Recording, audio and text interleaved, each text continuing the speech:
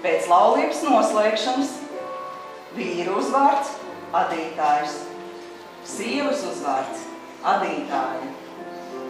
Ja jūs piekrītat laulības reģistrā rakstītajam un laulībā stājaties aiz brīvas gribas, es lūkšu jūs, jūsu liecinieku klātbūtnē, to apliecināt ar savu jā-vārdu.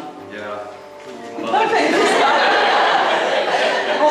es tomēr gribu šo jautājumu jums uzdot.